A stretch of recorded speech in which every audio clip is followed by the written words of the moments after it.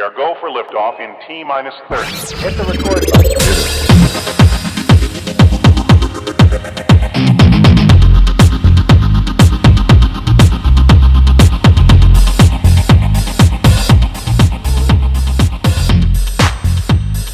Gosh, that's swell.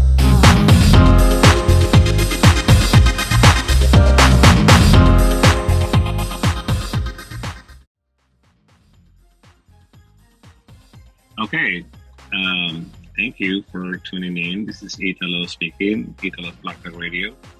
I said that backwards, but that's okay. It's my show, my channel. And we are back with the artist formerly known as JW. And his name is Joshua, for those that don't. And we've been, like we were discussing last week, I'm going to start with a disclaimer right away, because we have a lot to cover, guys.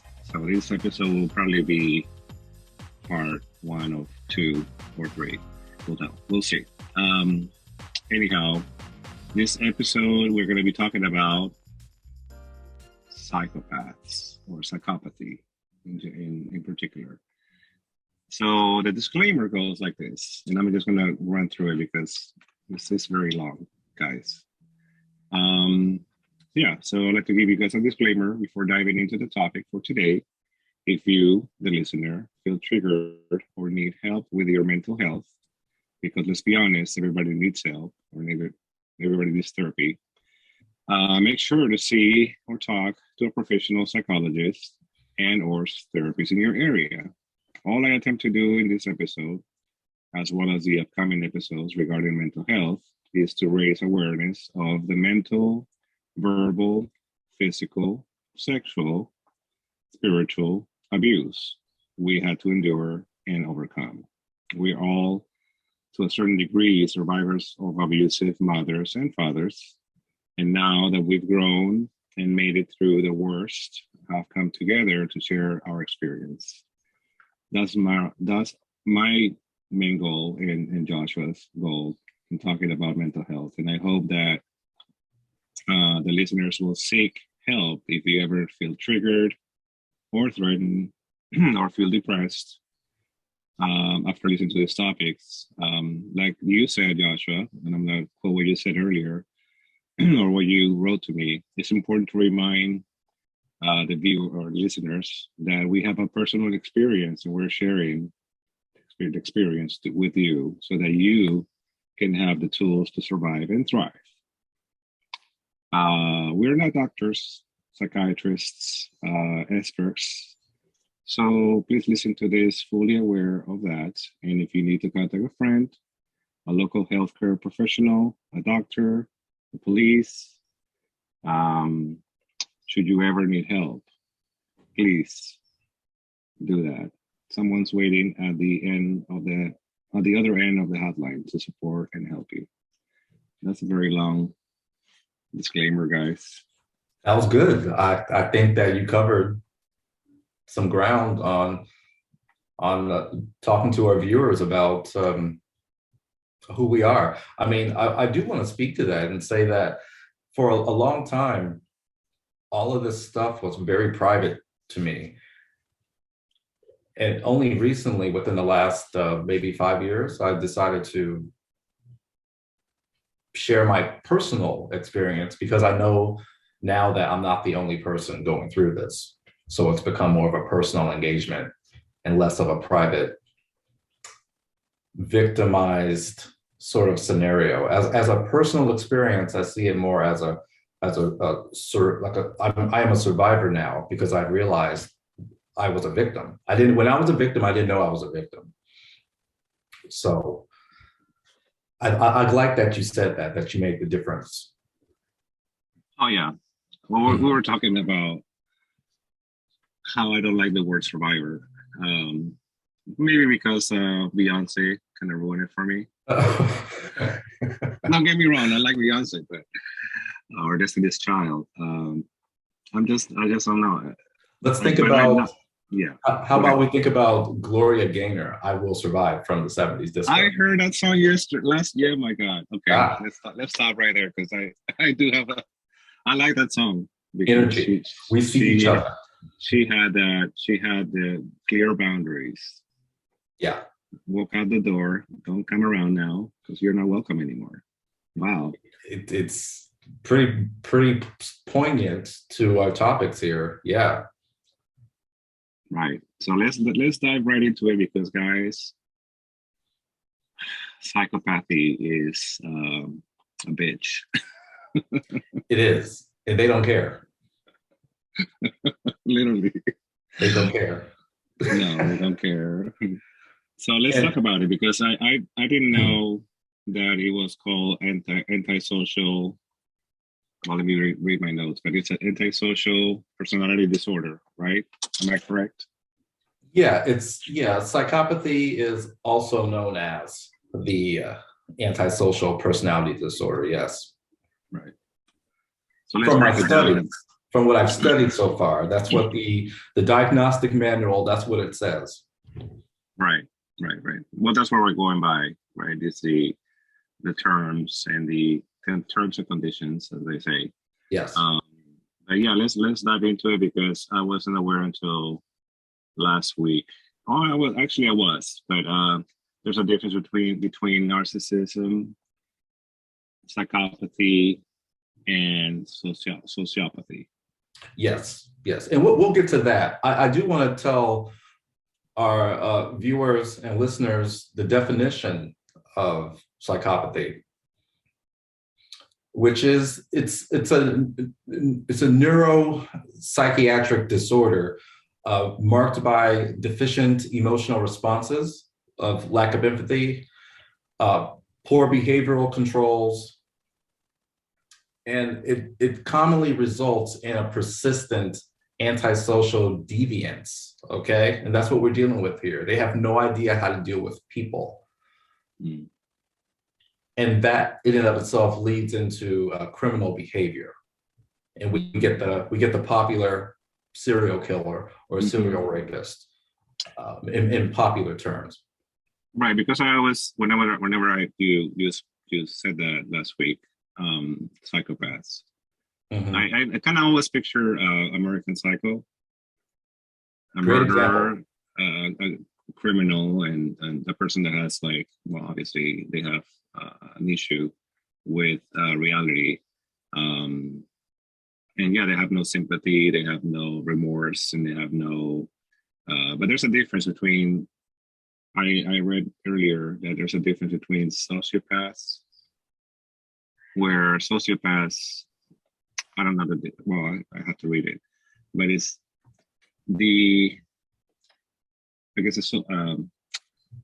psychopathy.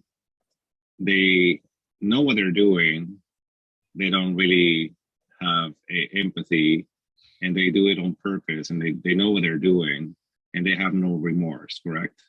Well, I'll tell you some misconceptions. Okay.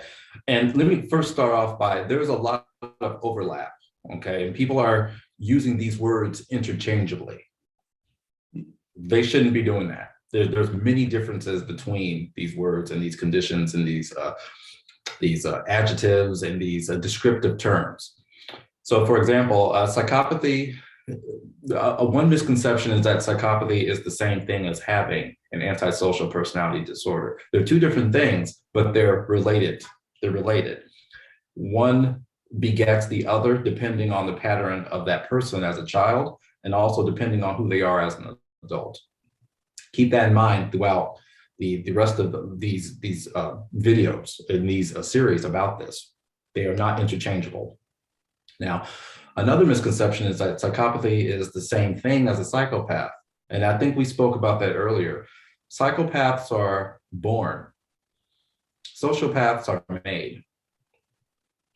I will go into that in detail later. And also, another misconception is that mass shooters are psychopaths. I'm not going to go into that because that right there goes back to what I said earlier about the patterns that lead up to it. And that's what we're dealing with here. You and I are not doctors, and even doctors have trouble diagnosing because it takes time to sit down with somebody for 6 to 9 months and get to know them, because they may not tell you for the first 6 to 9 months who they are. They may just try to work their magic and charm on you as a person. And you'll have to figure out if that's a pattern or if they're just a charming person, whatever the case may be. So leading into another misconception is that psychopaths cannot effectively be treated. We also talked earlier about psychopaths. They do not go into therapy themselves. They have to have a court order, or they have to have some sort of facility appoint them into those environments. And that's how we, the people, start to learn more about them being in our communities, people who have been born in this way. And lastly, I like to say another misconception of psychopathy is, I would say the early problems in childhood indicate psychopathy.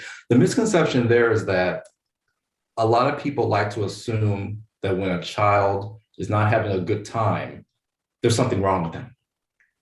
When the child shows patterns of introversion, there's something wrong with them. No, because introversion and psychopathy and antisocial personality disorder are three different things. I'm an introvert. When it comes to personality assessment test, I am a INTJ, okay? Introvert, intuitive, thoughtful, judgmental person.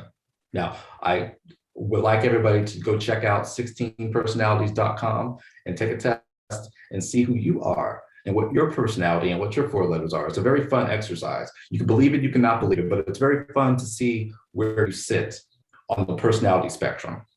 So anyway, introversion is not psychopathy. I want to make that point. And I think that I've read, from what I've read and from people I've talked to and from my own experiences, that a lot of people say that any problems in childhood, they must be a psychopath. That's not true. Yeah, well, I got this information from YouTube, so anyway. Great place to learn. It's a great place to learn. No, it is. It actually is. But there's also many misconceptions that now there's people out there who I've seen on TikTok and social media who claim themselves to be narcissists or sociopaths or psychopaths, whatever, who now are gaining momentum, since we're all talking about mental health, right? And so they're now attracting people, and they're asking him questions, and they're, he's answering the questions. Yeah, I used to do that, and that's what a sociopath or narcissist. So they're talking about these things, like you said, as if they were an expert, and all they're doing is basically gaining more clout, and they're getting more momentum on social media. And social media, by the way, I think is the biggest or the worst part, or the worst for a psychopath. I think it develops them, or it makes them feel more egocentric. And it's my channel, and it's my, it's my shit. And you're not gonna come here and tell me what to say and what to think differently than me. And I've seen that a lot on social media. That's what I've noticed. I don't know if you have noticed that. Yeah, a lot of people I follow and study in this community, mental health community, they talk about social media being a narcissist's playground. It's probably the worst thing to ever happen to mental health. Social media is the worst thing to ever happen to mental health. And anybody who suffers from a narcissistic personality, they either love social media or hate social media. When it comes to psychopaths, they don't care. They don't care. When it comes to sociopaths, they don't care either. However, it doesn't look like they don't care. There's a big difference there. And like we said, we'll talk about that on a later date. But specifically, give a laptop, give the internet to a psychopath. I think it's like giving anything to a child. Anybody who has ill intentions, or whatever their intentions may be. A computer just makes it faster, more accessible. Right. Yeah, and it's true. But many of them are very good. They call them very charming, very charming, very outspoken, very. They seem to be very well put together. Um, I, that's most of us. Well, hey, Honestly, let me give us a one-on-one, a crash course on the different characteristics and traits from a psychopathic person. For example, let's just start with saying that psychopathy is a disorder of self-esteem. Okay, they have trouble regulating their self-esteem. Period. Now, with that being said, they come off as glib, shallow. They have shallow charm. You know it when you see it. It's hard to say what that is. I cannot speak to that, but you know it when you see it. You know it when you feel it. And they're probably super smart. So yeah, a person who likes to chat about their favorite wines and about their high schools and about high school teams, their colleges, and the people that they meet, they name drop, they do all these grandiose things. Especially in Hollywood. Especially that world. Yeah, exactly. They lack empathy. They're grandiose. They're entitled. They seek validation. They do that stuff. They do all of that stuff. But the difference that makes a psychopath different than any of these disorders is that they have no guilt or no shame about any of it. Okay. None. Like I keep saying, they don't care. And people need to know that.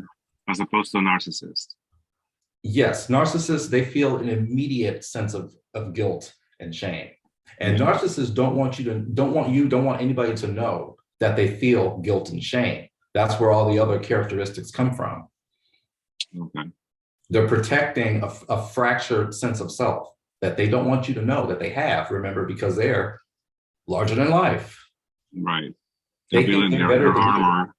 They build their armor. They don't want you to see who is underneath. Correct. Yes. Serial killers, serial rapists, hired assassins, and even, as I like to say, the people that we call upper management in business, okay? They're the ones that come in and say, we're here to clean house. And what they do is they fire everybody. They don't care whose paycheck they're cutting off. They don't care about you. Those people are typically psychopaths that work in those environments. Okay. They're the same people, I'm sorry to say, they're the same people that say, we're going to create this metaverse, guys. We're going to create this wonderful universe. You're going to love it. We're going to be all together in this. Oh my God. And I thought I was like, that's right there, a psychopath. Right there. But it's very smart. I would love to be a fly on the wall during his therapy sessions, assuming he has therapy. I would love to just sit there and take notes and just learn everything I can about a person like that. He doesn't understand that there's something wrong with him. That's all I have to say about that. They rarely do. See what's wrong with what he's saying. Every single word is a lie. Well, remember, psychopaths don't care. Right. Whether it's wrong or right, they don't care. They're just here to do what they're here to do. Well, he immediately said he didn't care. We're talking about Mark Zuckerberg. Hello. They're here. They're here. Okay. How about this? Let's talk about this. This is something I'm really interested in talking about because this is something I've recently learned about the human body. See, we have a autonomic nervous system. Okay, a place that holds all of our sympathetic nervous systems, and that's classically known as the flight and flight defense mechanism system. Oh, yeah.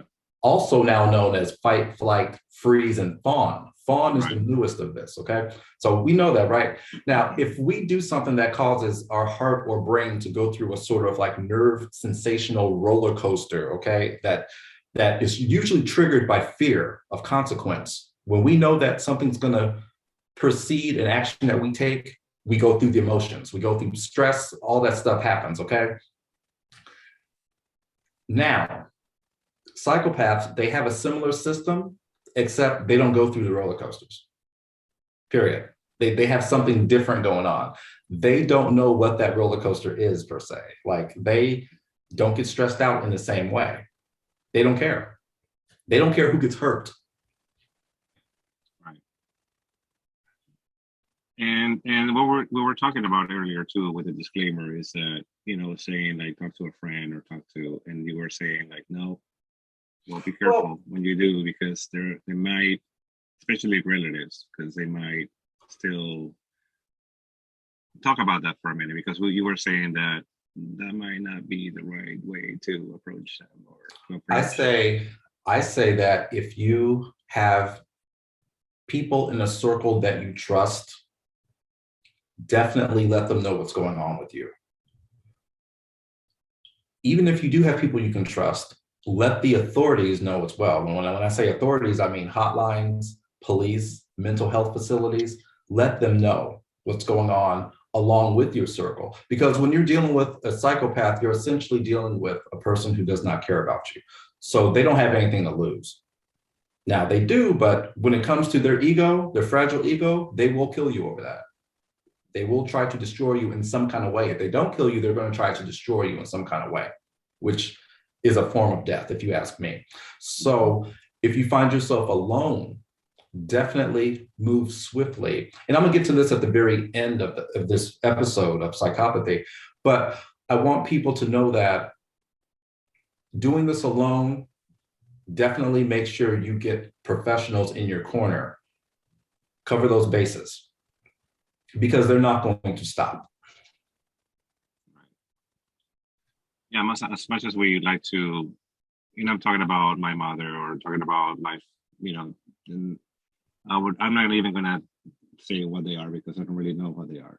They might be narcissists, they might be psychopaths, they might be sociopaths. I don't know what they are, but I'm just saying, like, the way you have to be really careful when you speak to them, whether they show narcissistic behavior or whether they're deceiving in some way. In plain words, just be careful.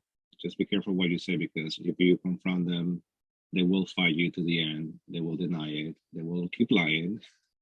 They will apologize, but they will still keep lying, which is what happened to me. And so it's really hurtful, because you want to believe these people. You want to believe that they're honestly sorry and they're honestly going to change and they will do what they say, and they don't do it, and you're like, why did I trust them again? Mm-hmm. And that's another thing too. If you can, like for instance, with childhood, like I said, psychopaths are born and a sociopath is made. But with psychopaths, before the age of 15, they will show you signs such as skipping school or violence towards other kids, truancy, stealing, setting fires, all the classic stuff we've heard about. Yeah. Now, this is why psychopaths are diagnosed with antisocial behavior. When you're with somebody who seems to not care at all about you, when you start breaking out of their control, you will see their darker side of how much they don't care about you. And that's when we have a lot of partners saying, well, they used to be so much da da da da da da. I wish we can go back to da da da da da da. Okay, well, they were never that person. They lied to you. They manipulated you. They used you for whatever they desired, got you in that connection, in that bond, trauma bond, and controlled you. You thought you had a relationship when you were actually trauma bonded. And the saddest part about this is that we typically don't know this until it's too late, especially when we realize, wait a second, something's different. I feel different. They don't know what I feel different means. All they know is you're losing, I'm losing control of you, get back in line. Right. And they're losing control. They're losing their supplies, like we said, Yes. narcissistic supply, and their energy. They don't have the power anymore, and so yeah, they kick and scream. They literally do. Sometimes they do cry. Sometimes it seems like they're truly sorry, and yet they turn around and do the opposite. And that's why they have a different type of autonomic nervous system. A lot of them get rageful. A term, rageaholic, I think is a term that's being said, that's being talked about right now. They get rageful. So that's why we say they lack empathy, because they have enough of something to say, ouch, I don't like how that feels. Now I'm mad. They have the lack of empathy that they have is toward themselves, enough to know, ouch, that hurts. And then all of a sudden, that's your fault. You need to stop. You need to go back to where we were. You need to do what I said. Huh. Yeah, metaverse. Anyway, Metaverse. yeah, talking about metaverse. No, kidding, guys. I'm on a thing going on with metaverse. I just find it so disturbing. But let's talk about it in another episode of Italo's Black Tech Radio, because now we're still talking about psychopathy. And we're going into the dynamics with family, and specifically childhood, because part one of our lives we're not in charge of. Even if we're given the key to, or we're given the keys of the house sometimes, you know what I mean? Or being told that you're the man of the house before you're 10 years old. Yeah, exactly. Which is what happened. So, but yeah, let's talk about it. Childhood. Well, I just wanted to bring some light back to the idea that psychopaths are born and sociopaths are made. I want to say that's a very controversial statement, because we're still trying to figure out, doctors especially, but us nerds like myself are trying to research and study and figure out if there's a psychopath gene. If there is, then there might be other genes to other things, which means I think it would be great if society would reconcile what's wrong, what's right with our gene pool, and figure out if we can see these things before they come. Anyway, that's a whole other scientific discussion. We'll say psychopaths are born and sociopaths are made. Now, before the age, what's really important to me is the patterns of childhood. For instance, before the age of 15, they will show signs of truancy, stealing, setting fires, violence towards other kids, skipping school. They exhibit this pattern of irritability where they don't know how to deal life with other people. Basically. Or bullying too goes into that. Especially bullying. Yeah, because if you're in their way, they will bully you. See, that's the thing about a psychopath. They don't care. Remember, they don't care. And they're typically alone. Now, if they're bullied as a psychopath, if they're a psychopath and they're bullied, if they exhibit patterns, that's why I said it depends on the different patterns. Because if they're truly antisocial, they're not going to put themselves in that situation to be around people. They will be that kid who skips school, if you know what I mean. They won't be there. Yeah. Now, not all, not even most, because this is rare. But that's why it's difficult to diagnose anybody under the age of 18 with a personality disorder, because there's so many patterns to go through and to discover, and what kind of parents were there, what's the environment like, what were they born as, how were they born. And there's another thing too called a PET scan. That a PET scan is relatively new. You could check out literally the brain if a person experiences a feeling while under a PET scan, that part of the brain will light up. Now, typically psychopaths lack empathy. So if you say have an empathetic conversation with them to see if they have it, that part of the brain might not light up like a typical person who has empathy. I say typical person because typical people have empathy. Psychopaths are rare. So, well, speaking of that, you just reminded me of James Bond, for instance, or spy movies. Or if you think about it, they are the perfect psychopaths, are the perfect spies, because they have no remorse. They can be put into the lie detector and come out unscathed. They will pass it because they don't care. Right. And James Bond is definitely a psychopath, I would say. Right. But we're not talking about, I don't want to get into movies because I can go on and on, but yeah, absolutely.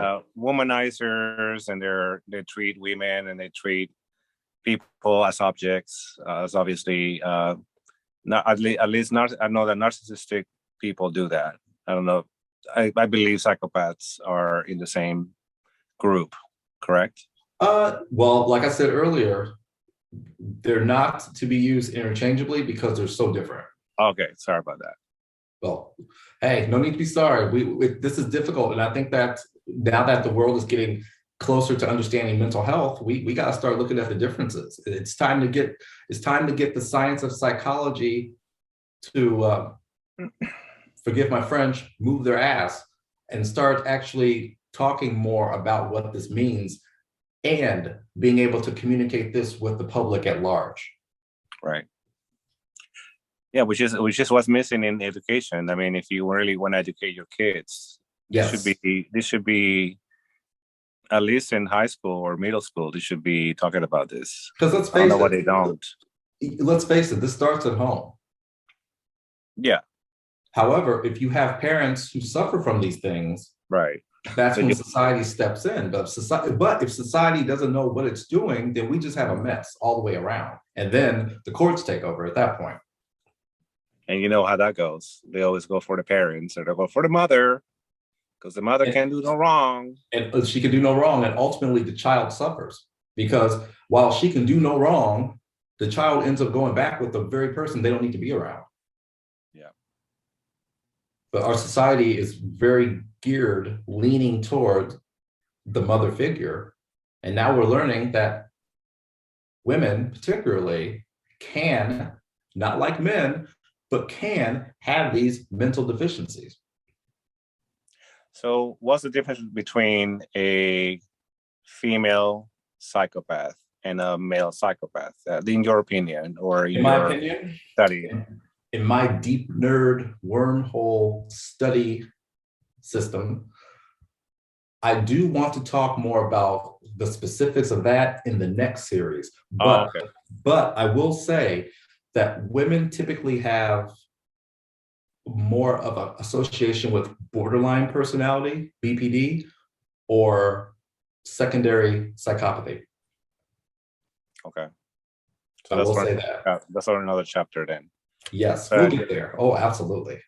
But I mean, mothers can be psychopaths. Let's just Yes. say it right now, because Yes. if you haven't seen Mommy Dearest, come on. Yes. Yes. Yeah. So what else can we talk about as far as childhood is concerned? Because I think what you were saying earlier on the previous chapter or episode is that we tend to formulate this image of mother or father or guardian, right? And we still believe that version of them is true, at least to us, so we can make sense of it. So that comes up from childhood, I think, where you see them as parents or as gods, not parents. They can do anything to you, but they're your parents and they're gods and they created you, quote unquote. Mhm. So they think that they're entitled to do whatever they want because they are the mother and father figure, right? Absolutely. Yeah, I think what you touched on is what Dr. Susan Forward says in her book, Toxic Parents. She calls them, it's actually the first chapter, the God parent. And the God parent, they can do no wrong. There it is right there. They can do no wrong and they're perfect. Sorry, can't see this. I'm checking. It's It says in there. toxic parents. There you go. Yeah. That's it, guys. Get it. I haven't read it yet, but I'm gonna be diving into it for our next chapters here. So yes, get it. Absolutely. And speaking of toxic parents, they at some point they will need to be confronted. And I would like to talk about confrontation with the psychopath, if you would like to start discussing that. Let's do it. I want to Okay. confront those. Yeah. What's important, I think, about if, first of all, I don't think anybody should confront the psychopath, first of all. However, if you're a person like me who has a very confrontational personality, I was confronting psychopaths before I knew they were psychopathic in attitude and behavior. Now, I don't know if I was actually dealing with psychopaths, but now that I look back at it, I could have been. So since I've been studying, also too, I watch a lot of horror films. So in understanding that, I've always thought to myself, if I could prevent triggering a psychopath, would that make it any easier? Maybe or maybe not. But early research on psychopathy suggests that the disorder is often stemmed from issues relating to parent-child attachment. So everything we just discussed 10 minutes ago has a direct relationship with how that psychopath becomes a member of human society. Mm-hmm. They don't care, but they will take the residual effect that you get from your environment as a child. They will take that with them. And if they're smart, they'll cover themselves with that and act normal while still working to get their agenda across. Right. However, there's the thing about boundaries, right? So confrontation versus boundaries is different. Because boundaries is just, I think it's different because at least you're protecting yourself from the harmful things that they will say to you, or how, sometimes they use the victim card, or sometimes they use the emotional, they pull you in that way. That's how my mother did that. A toxic parent will definitely use manipulation because of their lack of self-esteem, their inadequate disposition within themselves. They will victimize themselves and make you fall towards them if it's worked on you before. And they'll use parent-child attachment to wager that type of a connection. Well, she always used that. I rescue you from your father, or I save you from his grip. And you remember what happened. You remember how we moved and how we did this and how we did that. And so she bring me back to that 8-year-old that thought it was his fault, right? So she brought me back on purpose every time, because she knew that would be the way to get me back under her control. Mm-hmm. And so it was really hard for me to confront her, because she will take me there every time. I couldn't even face her, a picture of her when I was trying to do shadow work and talking to her picture. I couldn't talk to the picture. Mm. I literally could not talk to the picture. It was the freakiest thing. And my friend was like, talk to her right now. And I couldn't. And I was adamant that day. I was like, she's a fucking bitch. And she did this to me. And he showed me the picture, and I'm like, but she looks sad and she looks like a victim. Look at her, she's old. And I couldn't do it. And it was just disheartening for me. I'm like, fuck, I can't do it. I can't face her. Like, what the fuck? What am I supposed to do? How am I supposed to protect myself? Mm-hmm. And then I realized it's boundaries. It's staying away, or it's just gray wall, or however you want to call it. Well, for some of us, no contact. Yeah, no contact is the ultimate best, guys. I'm telling you. But I have done no contact with both my mom's side of the family and my dad's side of the family. And what's interesting about my history is that I've been on the road to no contact ever since I was 5 years old, ever since before I was 10 years old. I've always have known there's something wrong going on around here. I've always have known that. So, but that concept has laid dormant in me all these years until I became an adult, and all of that trauma started to replay itself whenever I felt discomfort. Mm-hmm. So how was that like? What was that like when you finally, did you ever confront your mother? And what happened? I did it the right way, and I did it the wrong way. So it's like basically do what I say and none of what I do else I do. Yeah, and then I did many rights and many wrongs. And that's how I knew it was time for a no contact. That's how I knew the relationship was over. because it was a roller coaster. Nobody in that situation was learning from each other. And I include myself in that because at that time, when I would put myself there, where was it going? And that was the question. If we're going to move forward together, we must be willing to go back and understand the problem that got us to our current state.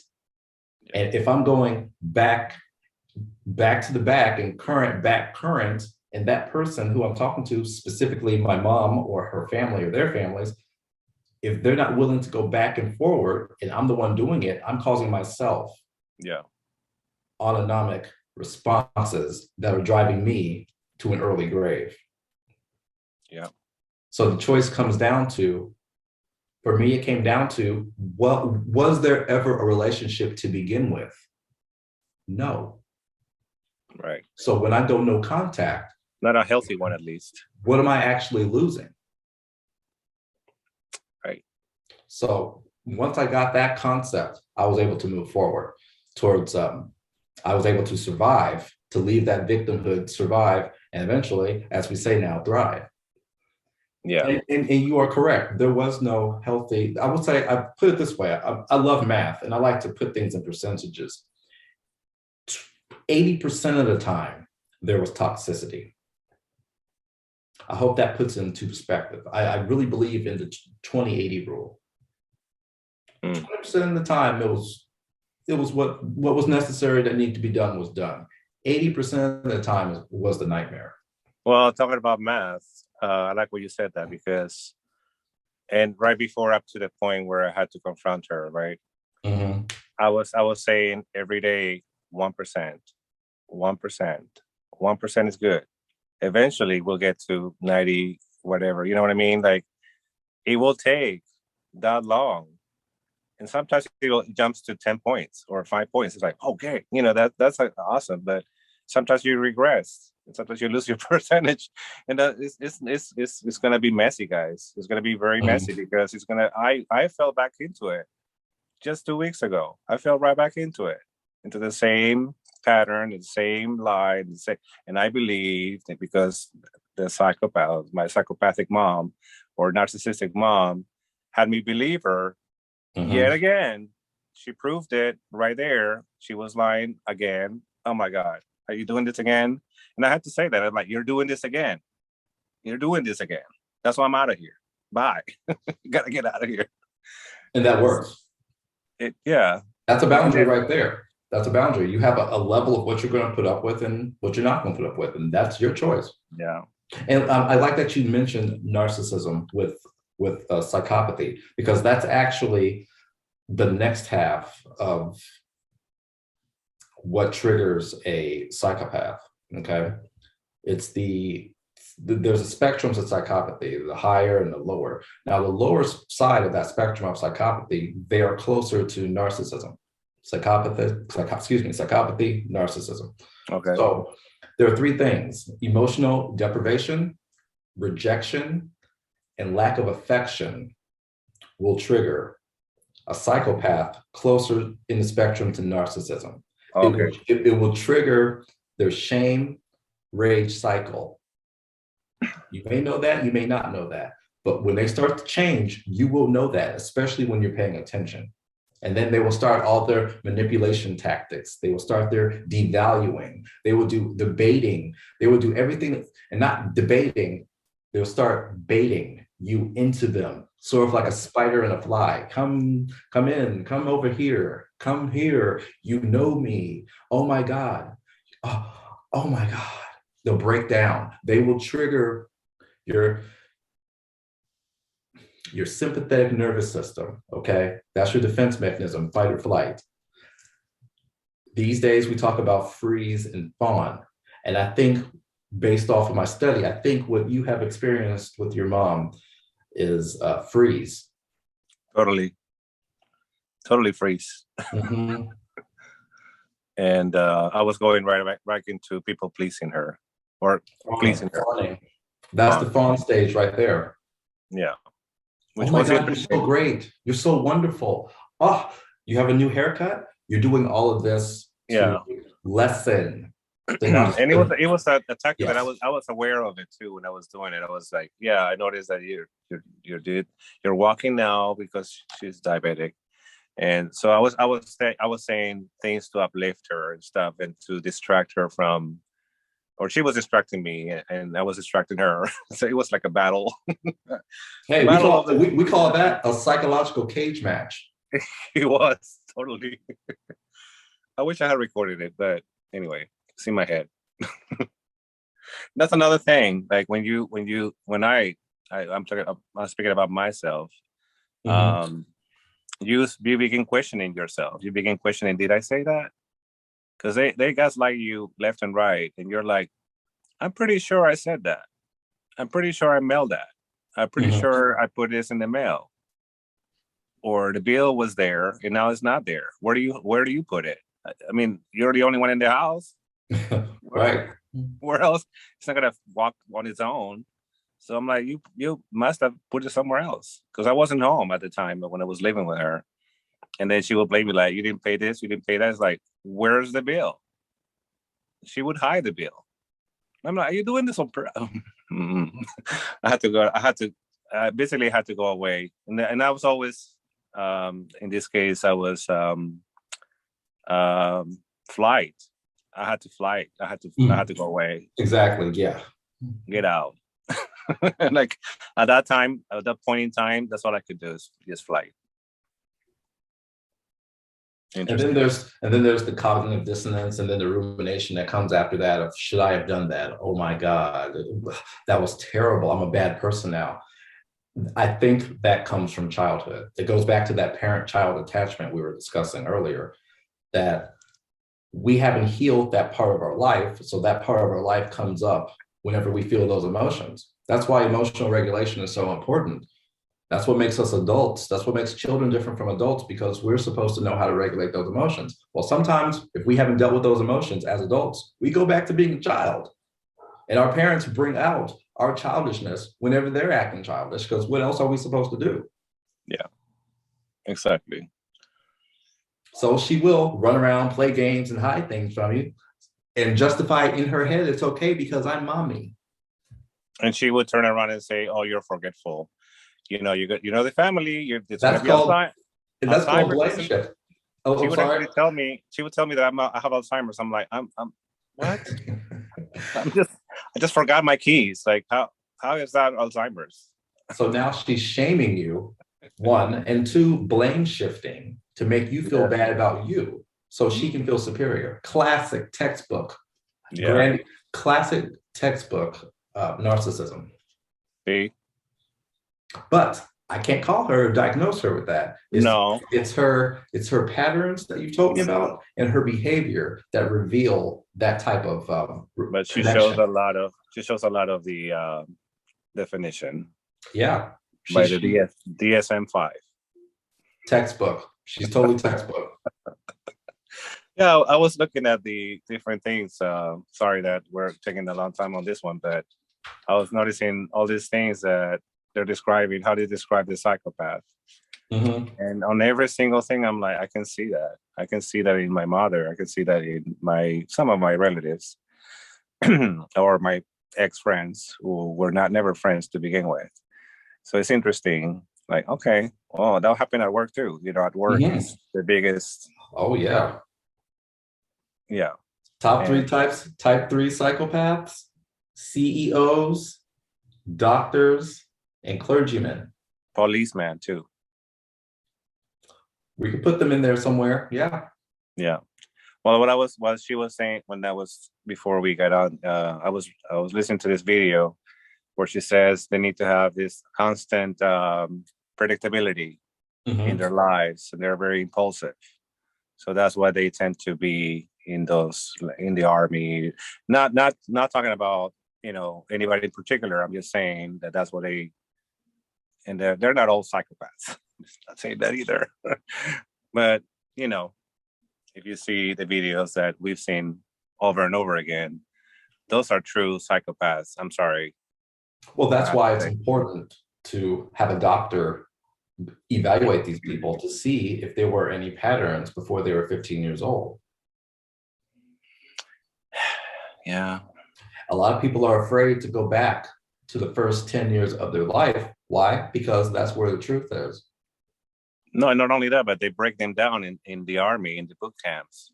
They really literally break their spirit out because they have to be compliant.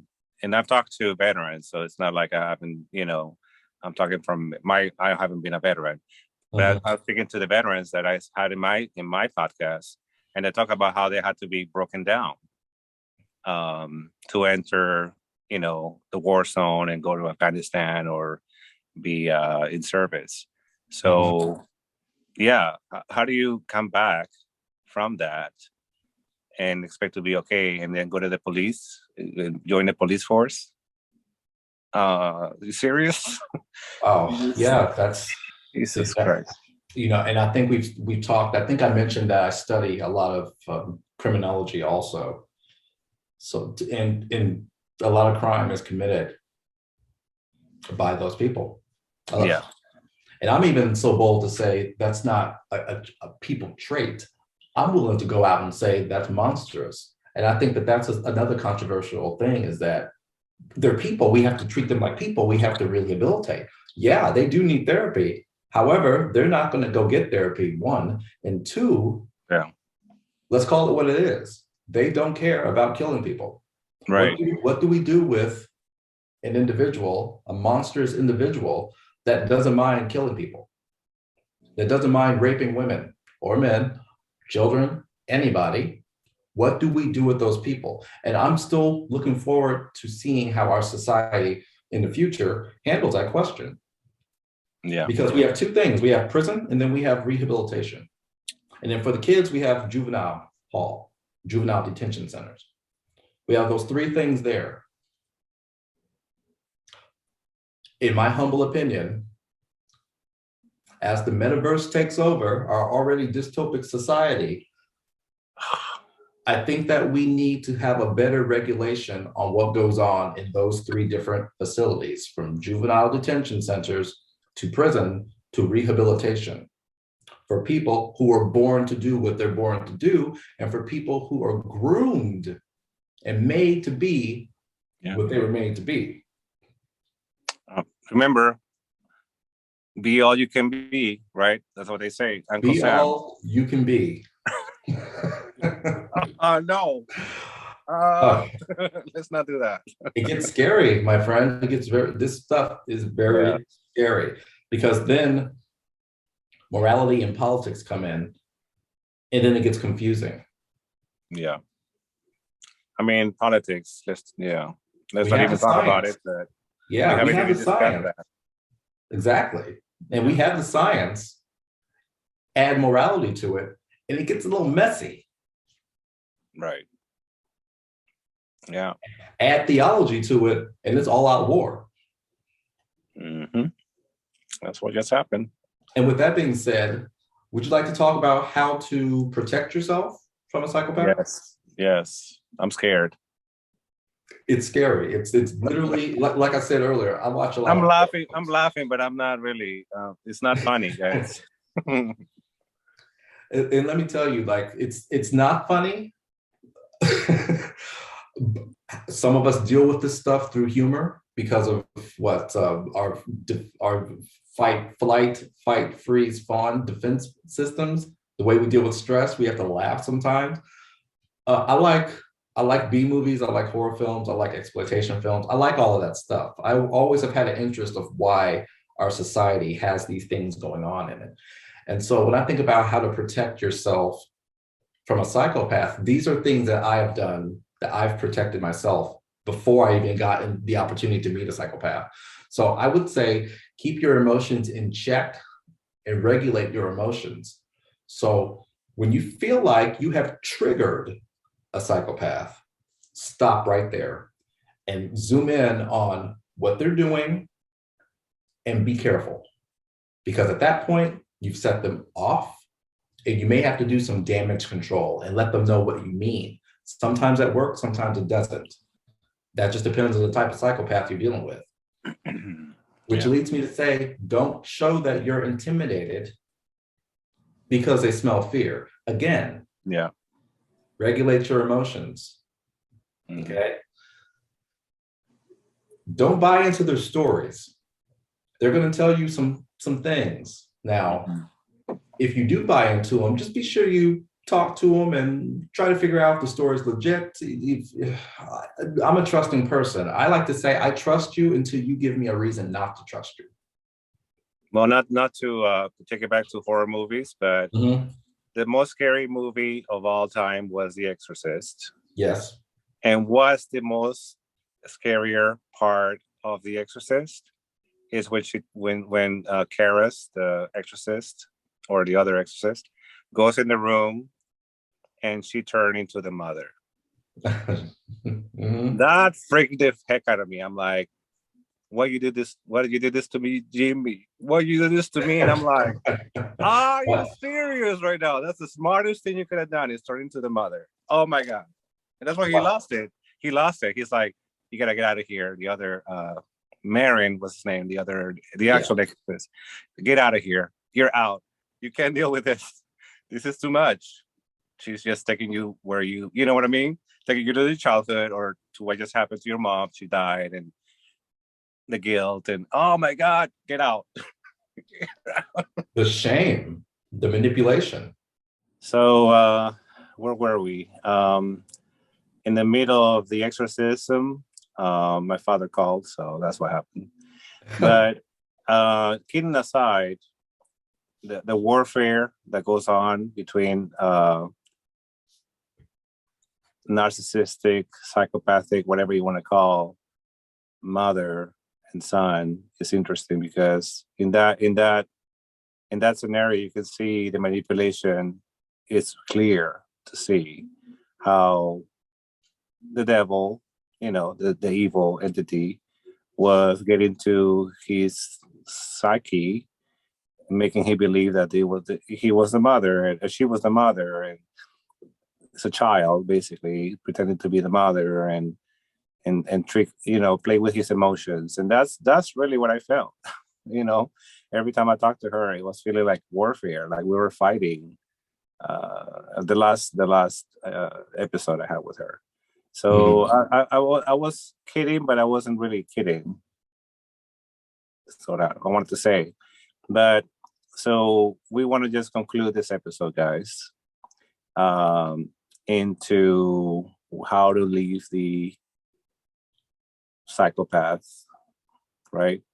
How to protect yourself. How to protect ourselves and then leave them. Okay. Yeah. The fourth way of how to protect yourself, specifically speaking to your situation with your mom, turn the conversation back onto them, hold them accountable. And we spoke about that earlier in the episode with, for the first half of the child's life, the parent must be responsible for their upbringing. The second half, they must be able to be held accountable for what they didn't do the first half. Now, nobody's perfect. Nobody wants you to be perfect. But as humans, we must be able to have space when our child says, oh my God, that really hurt me, and you need to know about that. And I think in the parent-child attachment with a psychopath, there is none of that. So that's where our problems began early on. So basically, turn the conversation back onto them. And based on how they hold themselves accountable, you will know who you're dealing with. And number 5, opt for online communication before a face-to-face or I agree. a telephone conversation. I recommend online communication, words. Yeah. That's all that's necessary, because all we're trying to do is communicate here. Well, and the thing is too, is to have some sort of leave your breadcrumbs or footprints, because Paper you have trail? to have some sort of it's Paper like trail? take the paper trail. There you go. Mhm. So leave a paper trail, because they're going to use the words that you said out loud against you, right? But if you have it on written form in a text or in an email or the letter, for those that are still writing letters, you have it. You have the physical evidence to prove to the court, like, this is what I said to her. Here's the text, and this is what she sent back, and this is what came back, and you know what I'm saying? Like, have your paper trail. Yeah, because that's what we're dealing with at this point. You're making that paper trail for the court so they can get prosecuted, period. Yeah. Because the back and forth at home, at the workplace, banter back and forth, that's a dance that needs to stop before someone ends up dead or in jail or hurt in some way, shape, or form. Absolutely. We're trying to save lives here. We're trying to get them the help that they deserve and that they need, and also survive. So we can, once and for all, sever that connection between victimhood and survivor. Because once you've realized you're a victim, you are surviving. Once you survive, you can grow, you can thrive, you can move forward now. But you have to be able to survive the attacks from victimhood. Yeah. And that leads me to discuss how to leave a psychopath. Once you've done all of that stuff, once you've recognized the triggers, once you've recognized the narcissistic aspect of them, once you've realized how to protect yourself, how do you leave? How do you leave? And for my own path, for my own life, what I've done is, these are things that I've done. For instance, there is no special procedure to this because every situation's messy. How do you leave somebody who has kept control, coercive control, manipulation on top of you under their fingertip? How do you leave somebody like that? Just know that they don't love you and they won't miss you. Do not let your emotions get in the way of you leaving. That's why you're there. You are a supply for their system. They won't miss you and they don't care. They don't love you. Remember that. Also, they won't force you to stay because, again, they will find somebody else. So don't stay there out of obligation because you've missed them, because you spent 20 years trauma bonding. Because remember, these aren't relationships. These are trauma bonds. You are bonded to this person because of trauma, not because you're relating. Because if you're in a relationship, you relate, they relate. Listeners, viewers, do not forget that. A relationship means you are relating to the other person, not bonded. You're not bonded. You're not brought together. Relationships are this. Bonding is this. Also, I want to add that their need for dominance, power, and control will start to rear its ugly three-headed position once they see a change in your behavior. Never forget that. That's where fawning might become your best defense when it comes to on your way out. And they won't know the difference because that's the psychopath's weakness. They can't tell the difference. They don't know. Why? Because they don't feel anything. They don't care. So if they cared, then they know that there's something going on there. All they recognize is that there's a difference in behavior and they will act upon the dominance, control, and power of the situation. Okay. I also like to say, get the law involved and be relentless in the urgency. When you get the law, especially when you're a woman. Actually, you know what? When you're a man, because men typically are overlooked in this situation. We'll talk about that later. But men or women, however you identify as, go get law enforcement on your side and stay on them and let them know the urgency of your situation, okay? Get a restraining order, whether they think it works or not, whether you think it works or not. Get something in writing that says, I want this motherfucker to stay away from me, period, okay? Also, go no contact. Going no contact means no phone calls, no texts, no social media. Just go with that until they get bored or decide to move on. They will. Because remember from what I said from above, they don't love you. They don't care about you. They just want their supply. They want something to control. They won't miss you because they don't care about you. Hey, can I add to that? Because absolutely, the fear that I always had, and that you probably can relate, or people that are listening can relate. You always believe that the minute you leave is when they're gonna, crumble down and end up in the hospital, or end up in the hospice, or die, because you don't supply them anymore. If they're narcissistic, psychopaths, remember, don't care. Okay, then I'm confused. But my point is, the fear is no longer there. Like, I don't fear that anymore because I know that I'm gonna find out one way or another. because the flying monkeys are going to tell me. So no matter what happens, you're going to be informed. Trust me. Yes. If you have one person you can trust in your relatives section or family, if you consider them family, then trust me, they're going to tell you. You're going to find out one way or another. And even then, you could shut them off and go no contact. See, you're talking to somebody who has cut off two families. Yeah. There is no contact. And I haven't done it before a reason. I haven't done it because I still have a lot of things in common. Like, I used to have a joint account. We used to have bills together. We have, my mom and I had so many things that were jointed and were enmeshed together. So it was really hard to break all of that. And I'm still working on it. And that's what I want to talk about, because a lot of us don't have that luxury to leave the way I did. Right. So if a person finds themselves in a position, and this goes on to how to leave as well.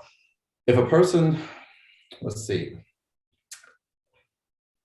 if it's a dangerous relationship, okay, if it's a dangerous person, if it's a familial situation, you got to take the safest route possible. And that is unique and individual to every person. Right. Okay. Just remember that you know them better than anybody. You know them better than anybody, and you know yourself more so. And so I have faith that people will use their logic and their reason to navigate through these highly difficult and antagonistic relationships and bonds. Okay. When we start to lean towards narcissism, it's more of a relationship as we classically know it, because they actually care. Why? Because they're very shameful and very rageful whenever they're not regulating their emotions. Okay. So they care, they do. You just aren't supposed to know. You don't supposed to know that they care. Now, if they're vulnerable, they will use their care against you and manipulating you into giving them more supply. We will talk about more of that next week. Yeah, for the narcissism episode. As opposed to a psychopath who clearly has no remorse at all. No remorse, no guilt. They have no shame. They have no care whatsoever. They might not even notice that you're gone, especially if you sneak out. Oh, you're gone. Okay. Well, they'll have somebody on the back burner, because that's how they are. They collect people. Yeah. Wow. It becomes the victim's responsibility to now realize how they were victimized so they can survive now. Now that they've survived, they can thrive, they can grow, they can move on. And that's the purpose of how to leave a psychopath. Right. Because once they see you or watching them, if they do, I don't think they will, because they don't have that part of that nervous system. They can see it. Yeah. And that's your best defense. They have no emotional they can't read that. Right. Like they don't read emotional compass. So they can't really tell when you're hurting or when you're angry or when you're sad or they cannot read that. I guess they do it differently. Yeah. Because they still get angry, but not for the same reasons we do. Right. So in a way we have the upper hand, because we as children of survivors, I guess, of the enmeshment or the psychopaths. They might be. And see, that's the thing about diagnosis. They might be, but based on the patterns, we really don't know what they were like from age 0 to 15. But based on the patterns of their adulthood, give or take, I feel like we're leaning a little bit more towards secondary narcissism, but there are some psychopathic, aka antisocial tendencies. That's why these cannot be used interchangeably, because it just may be an antisocial person. They may not be psychopathic. They may be able to feel, they just may not be accustomed to being around people. It just depends on the patterns of who they were as children. Because remember, psychopaths are born. Yeah, and they were children too. I mean, and they still are in a way. Emotionally, they're still children trapped in that mentality. It depends on who you talk to. I can see how they're immature, emotionally. That is. They don't regulate emotions because they don't have any. Okay, psychopaths don't, right? Psychopaths. Okay.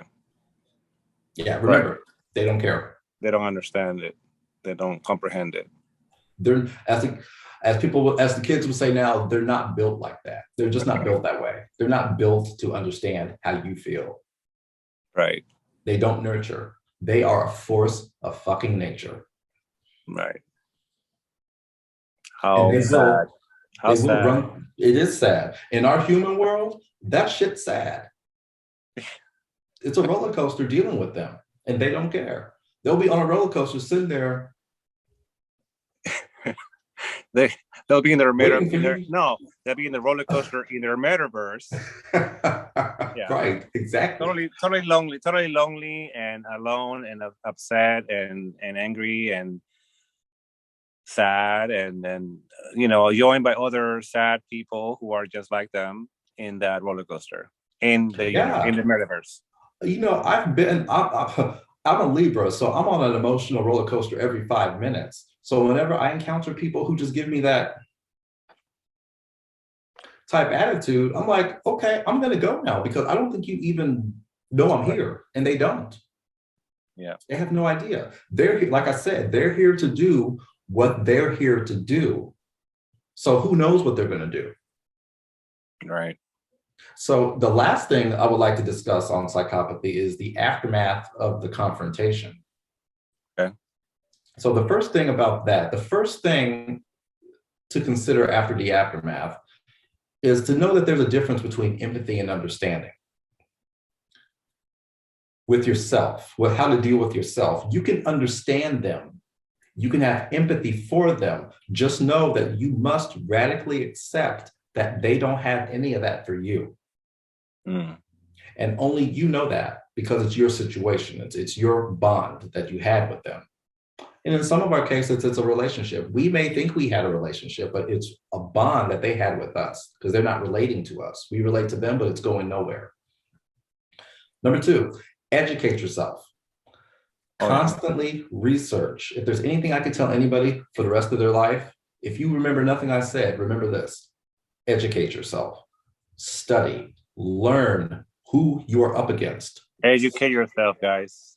Educate yourself. Dr. Susan Forward has another great book called Emotional Blackmail. That's a wonderful book. Oh my God. She also has a book called Mothers Who Don't Know How to Love Their Daughters. Fantastic book. They don't, and remember that those psychopathic people are not going to get therapy. Don't tell them that they need therapy. They're not going to get it. They don't even know what you're talking about.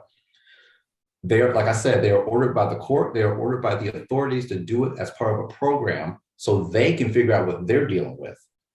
Ted Bundy, Charlie Manson, these people were studied. Number 3, inform the people closest to you, i.e. your support system. We sort of talked about this earlier. Tell your support, if you have one, tell your support system and make sure your support system is supporting you. Right. Oh, you need to get over it. Oh, but it's your mom. Oh, but it's your brother. You don't want to. No. Dog whistle. That's a dog whistle to me. Dog whistle. They need to cut the crap because there's a difference between love and abuse. There's a difference between irresponsibility and responsibility. There's a difference between childhood and adulthood. When people cannot show up for you and tell you that you need this to make themselves feel good because they're following societal rules, they need to be cut because you're trying to survive. You are putting your victimhood in perspective and you're trying to understand what to do now so you don't die. If you've survived, you've done everything you could to get out that situation to now live your life. Yeah. That is a dog whistle. I get very triggered myself when I talk about that. Number 4, tell your employer and tell your employees. It's always nice to have a cushion when you're at work because when you're at work, you're in public. You don't know who's coming in through the front door. I used to work retail for years.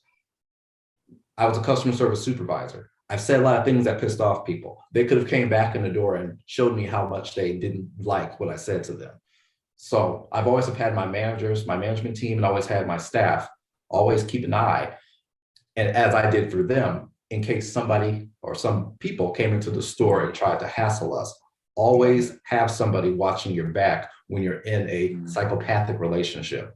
And number 5, the last thing, if you're alone, like I was, move quickly, stay educated, and move quicker, and get smart, for fuck's sakes.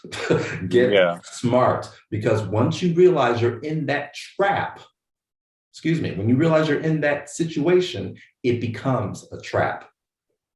You have the key because you know how you got in. And if you don't know how you got in, apply all of these tools that we've shared, and then you'll start to see the confrontation reveal itself. The mask will slip, and then you will see exactly who you've been sleeping to at night, next to at night. Journaling is my secret, guys. Journaling is great. Do it every day. Yeah, even if you have nothing to say to yourself. Yeah. And you don't have to be in the mood to journal. Those are the best moments to write. That's right. When you can't talk to anybody else, talk to yourself.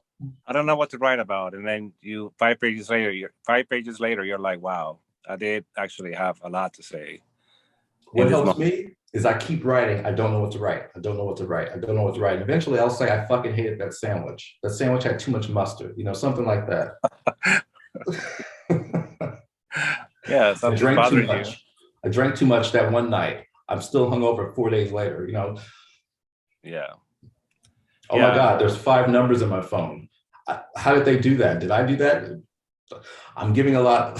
I'm spilling some tea on my own history. Don't do that. I've check out my own social media platform if you want to know the tea. The link is below, guys. The link is below. Yeah, writing is a wonderful processing tool. Yeah. Not only writing, but reading it, because when I used to write, I didn't. Yeah, there was a whole thing that I was doing for my mom one time. Mm-hmm. I was writing her one of those little, like a little travel size notebook with love letters to her. All right. Oh. I never gave it to her. I don't even want to read that because it's going to be so triggering. I know. Mm-hmm. I know that 5 years ago, 6 years ago, I was a different person. I was Victor, right? I wasn't Italo back then. So now that I understand what I was doing, if I ever get that again in my hand and read it, guys, you see where you were in that time, and at the time, that's what you knew. That's what you thought was you were doing the best thing for her, or you were loving her, you were showing your affection, mm-hmm. and she was going to toss it away or keep it. Who knows? I'm glad I never turned it in, though. Next week's episode, we will dive into a lot of what you're talking about right now. Absolutely. Yeah, I wrote a book of poetry that became, I think if you could see it, that thick right there. Yeah, that thick. It takes me back to this very, very, I was very much in a high state, and I was also very much in a drunk state when I was writing a lot of this stuff. And it takes me back to where my mind was, in a very confused state of mind at that time period when I was going through something similar to what you're talking about 5 years ago. I completely understand. We have to clarify our minds. We have to dust bust our psychology every once in a while, clean this out so we can see who we are and what we're going to do about it. Right. And don't beat yourself up, because I beat myself up every time that I step back, or I think about her again, or I'm like, well, she's still my mom, or I feel sorry for her, or should I call? Those thoughts are going to come. Next time you think that, ask yourself, who protected you when you were a child? Yeah. Who protected you for the first 18 years, especially the first 8 years? Who was there for you? Me. Did you matter? Weren't you worth protecting? Those are good questions. Remember to ask yourself that sometimes. Now, see, that's inner child work. That's self-parenting. Not that reparenting crap. I'm talking about self-parenting, where you yourself become your own parent. Mm-hmm. And the thing about that, now that you're talking about inner child, one time I think I told you this before. I was trying to do it, I picture myself on this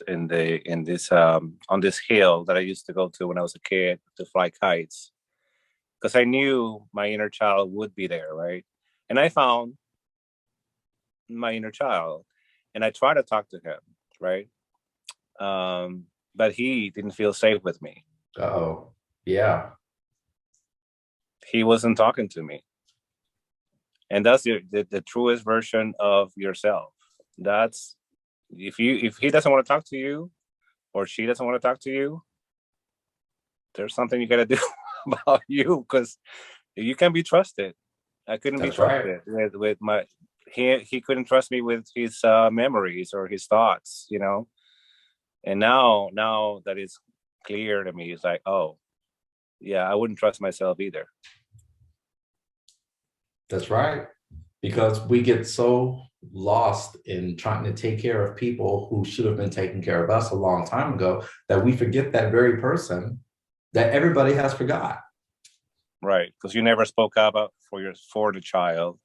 You never said stop. You never said no. You never said anything. Sometimes you stay quiet. So the kid is like, well, you never protected me before. So how can I trust you now? That's Can right. you prove it? Can you prove it to me? And prove it. Some of us go through substance abuse, like myself. I went through years of substance abuse to silence those voices that my child was basically screaming at me. I would have to numb myself so I wouldn't hear my inner child. Yeah, we got to add this. We got to add it to the topic, because addictions is it's a motherfucker. It is. It is. It really is. And self-medication, that's a dark, thorny path. That path is full of thorns. I learned there's different kinds of addictions, like sexual addiction, food addiction, love addiction. Love addiction. Hello. Yeah. We're addicted to love. Addicted to Love is a song from the 80s. I love the 80s. Yeah. Those are the best years. So these are the worst years. Depends on how you look at it. Depends on how you look at it. That's when our social media craze really began, with the personal computer. And that's a whole other nerdy conversation. Yeah. But I do want to say that everything we're discussing, all of this is the aftermath of what happens after you leave such a deadly connection with someone. All this stuff comes up. And you begin enjoying yourself. I'm enjoying my own company. Yeah. Yeah. Get to if you don't like hanging out with you, how are you supposed to expect anybody else to like hanging out with you? Exactly. I enjoy my rides. My rides are awesome. Yeah. I had so much fun yesterday. We had a karaoke party in my car. It was amazing. It was, you know what? I'm enjoying it. Yeah. I'm enjoying life, and I'm enjoying what I'm doing, and I'm just enjoying myself. If I had to drive back home by myself for an hour, let's crank it up. Thriving. Yes. Thriving and driving. Yes, thriving and driving. All right. So what's next, Joshua? Is there anything else you want to add to Psychopath? I think that's it. I think and anybody out there who's been fortunate to not to have had an experience with these type of individuals, if you like horror films, you know exactly who they are. Yeah. She can spin her head all she wants, but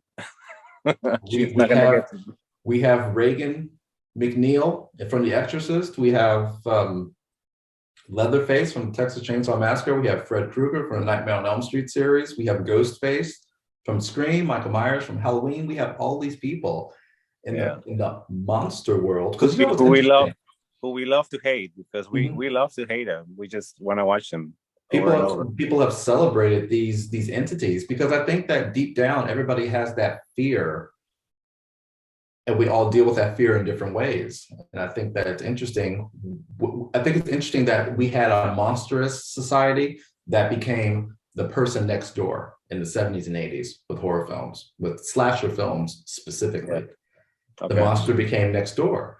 So there's some sort of odd commonality, I think, that comes with that. Like we can It's a fascination, actually. It's fascinating to watch psychopaths or narcissists in action. It's just fascinating to me. It is.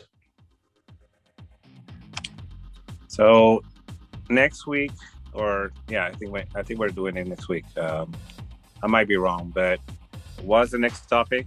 Next topic is narcissism. Okay, that I know.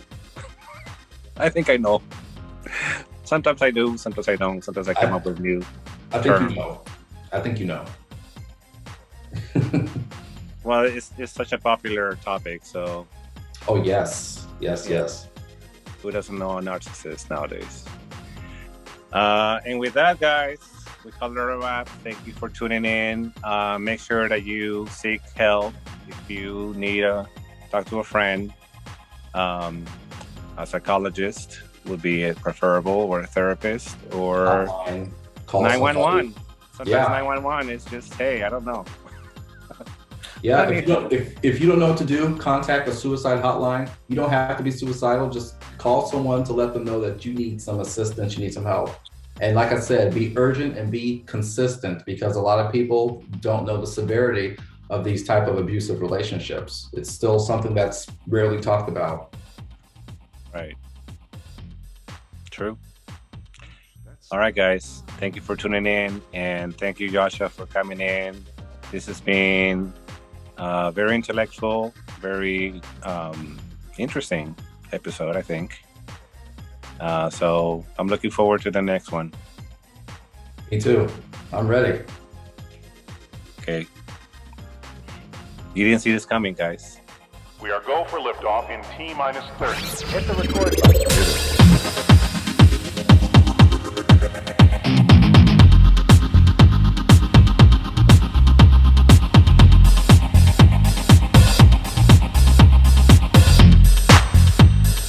Gosh, that's swell.